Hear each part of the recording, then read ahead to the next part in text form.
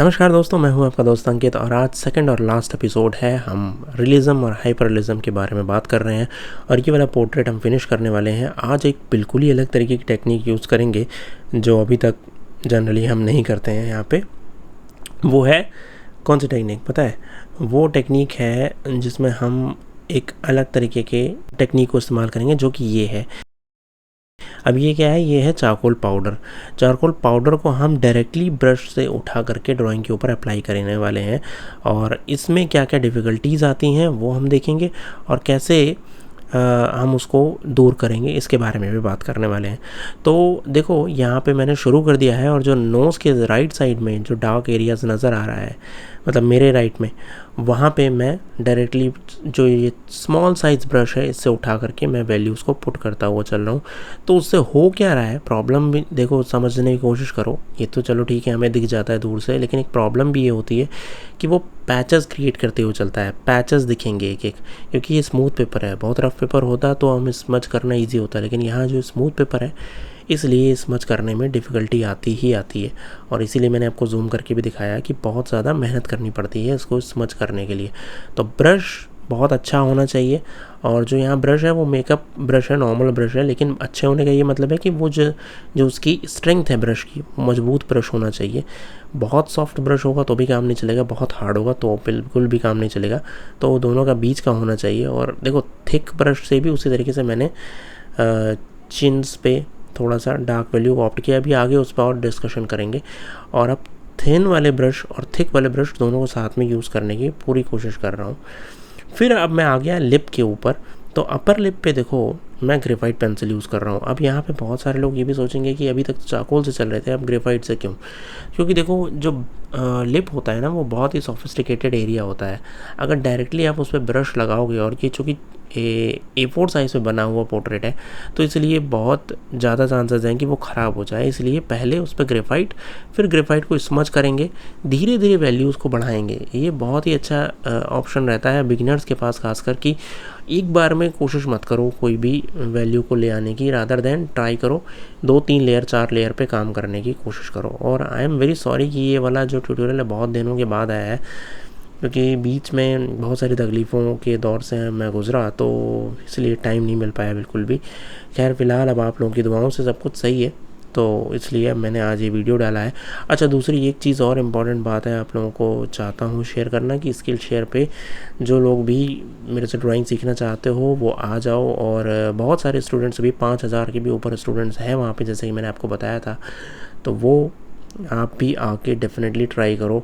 और मुझे लगता है कि उसमें पूरा और पूरा बेनिफिट आपका ही है। उसमें बहुत ही जल्द एक और नई क्लास भी आने वाली है जो बहुत ही एडवांस क्लास है उन सभी लोगों के लिए जो लोग आगे आर्ट में स्टडी करना चाहते हैं, एक एक फीचर पे ध्यान रखना चाहते हैं। उन चीज़ों पे भी हम डिस्कशन करेंगे। आ जाते हैं अपने ट्यूटोरियल पे वापस। तो यहाँ पे देखो, अब मैं क्या कर रहा हूँ, मैंने ग्रेफाइट पेंसिल को ही पकड़ा हुआ है अभी भी, क्योंकि देखो एरिया जो भी ये वाला है ना, हमारा लिप का अराउंड एरिया भी है, वो भी बहुत सोफिस्टिकेटेड है। तो डायरेक्टली अगर चारकोल डालोगे तो हो सकता हो कि चीज़ें ख़राब भी हो जाएं। एक बात और इम्पॉर्टेंट है कि ये जो चारकोल पाउडर है ये बना कैसे, ये मैंने एक्चुअली परचेज़ नहीं किया हुआ है।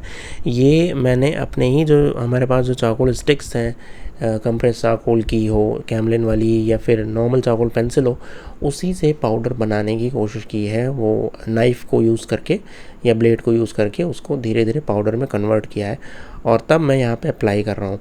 तो अगर आप चारकोल पाउडर परचेज़ कर सकते हो मार्केट से तो बहुत ही अच्छी बात है, लेकिन मैंने नहीं परचेज़ किया हुआ है और मैं डायरेक्टली इसी से काम करता हूँ कि चारकोल के पाउडर को खुद से क्रिएट कर लेता हूँ।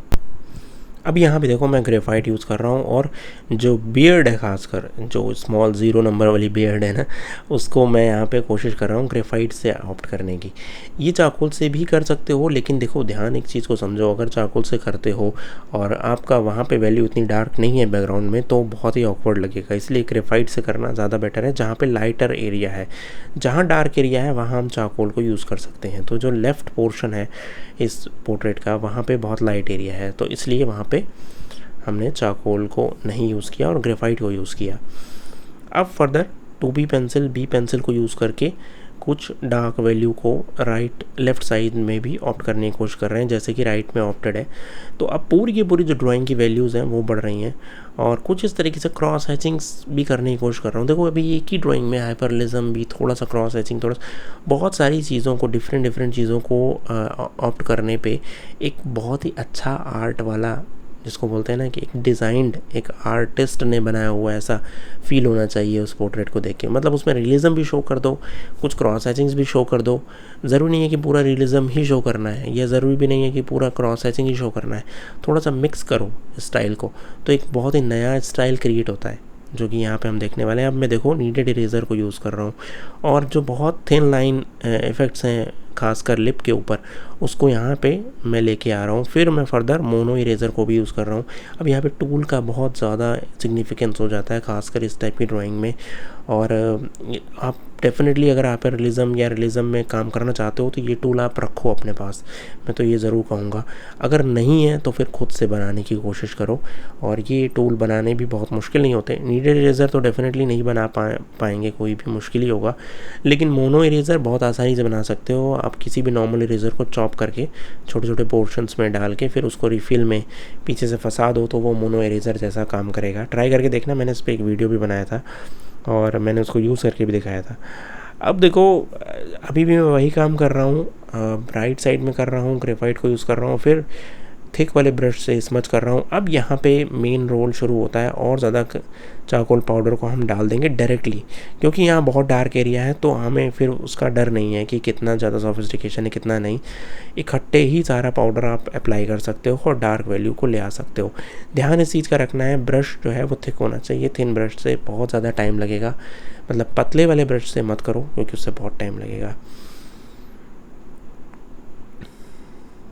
और जिस तरह से आप देख रहे हो कि मैं स्मच करता हुआ चल रहा हूँ, और लेकिन जो पेपर है वो स्मूथ पेपर है, ब्रिस्टल स्मूथ सरफेस है, मीडियम सीरीज़ का है ये, बेस्ट वाली सीरीज़ का नहीं है, बेटर वाली सीरीज़ का है, मतलब येलो वाला है ये। और इस पर काफ़ी अच्छे रिजल्ट आए। मैं डेफिनेटली ये चीज़ कहूँगा कि जो ड्राइंग बन रही है इससे अभी तक, वो बहुत ही अच्छी बन रही है।